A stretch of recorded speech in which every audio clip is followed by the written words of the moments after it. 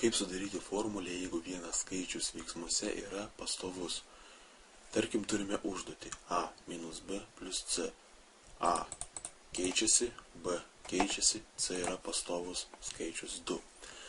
Langelį, kuriame norime gauti atsakymą, spaudžiam vieną kartą kairiuoju pelės mygtuku, tada klaviatūrą surenkam simbolį lygų, tada spaudžiam vieną kartą kairiuoju pelės mygtuku ant pirmojo skaičiaus a, klaviatūroje paspaudžiam ženklą minus pagal užduotį, tada vieną kartą kairiuoju pelės mygtuku spaudžiam ant pirmojo skaičiaus b, tada pagal sąlygą spaudžiam klaviatūroje ženklą plus, kadangi sąlyga reikalauja sudėti, tada paspaudžiam vieną kartą kairiuoju pelės mygtuku ant skaičiaus C2.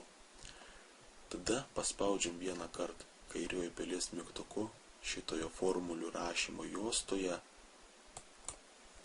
prie raidės C.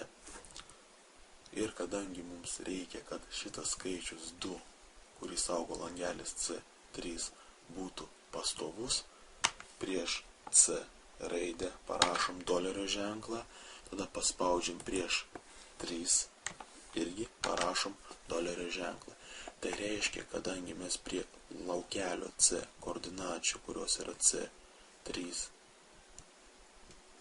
prirašėm dolerio ženklus prie raidės ir prie skaičiaus, tai reiškia, kad kompiuteris visada ims pastoviai tą skaičių